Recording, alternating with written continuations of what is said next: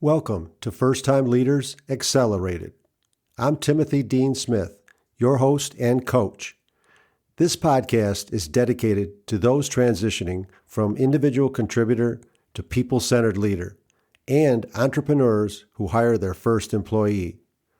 Leading people is the most important responsibility in the world, yet 60% of first-time leaders fail. To help you avoid these failures and accelerate your transition, I share knowledge and insight I accumulated over 4 decades. That's right, 4 decades as a crash test dummy for leader development. Today, I will share insight into the 3 most important foundational aspects of every successful business. I'm referring to the vision, the mission, and the culture experience. Successful leaders must clearly understand the importance of these 3 aspects. Here's some food for thought.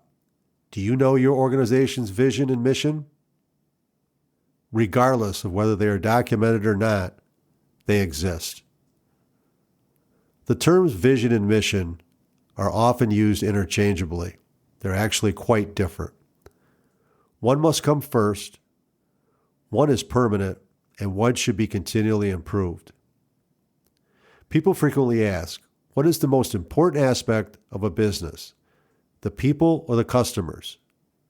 This question is often viewed like the chicken or the egg question. What comes first? The most important aspect of any business is why the business was started, the vision. The vision is the problem the business was started to solve, typically a futuristic state. I'll use my vision as an example. I believe people deserve a culture where they feel appreciated, inspired, and fulfilled.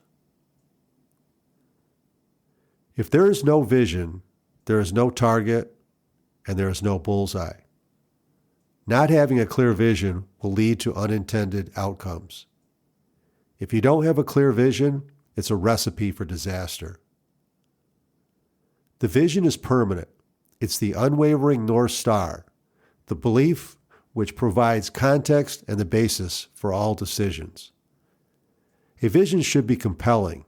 It should inspire people to perform. It should take them on an emotional journey. Unless the leader started the business, they inherit the vision. Most visions are introduced once, posted on a website, or on signage throughout the business, then forgotten. When businesses lose their why, they lose their way. This is the single biggest challenge organizations will face, is keeping the vision alive. The vision should always be front and center, beginning with new hire orientation and be unavoidable daily. Everyone in the organization should know and be able to recite the vision.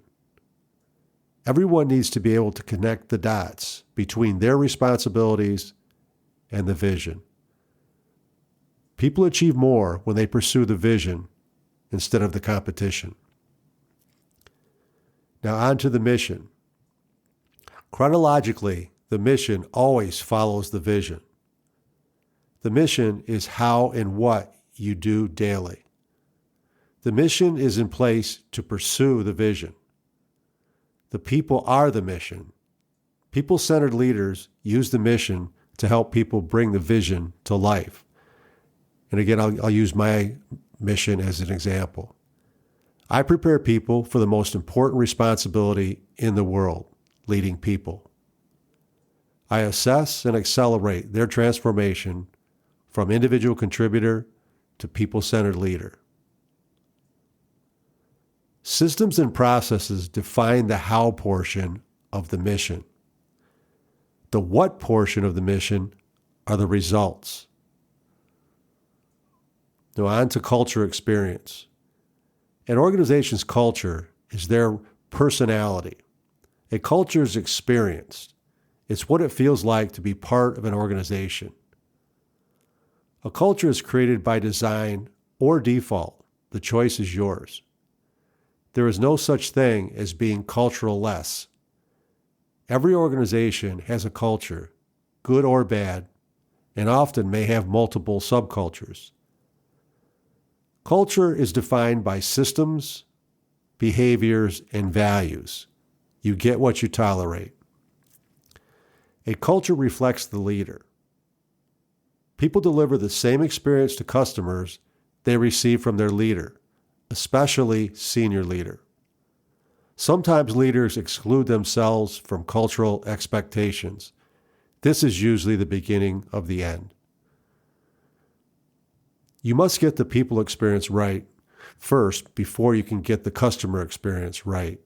You can't compete externally if you can't collaborate internally.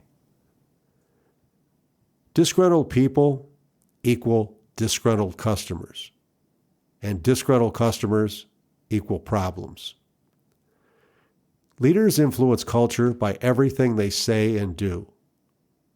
Leaders influence the emotions of the whole organization, especially what they do, since actions speak louder than words.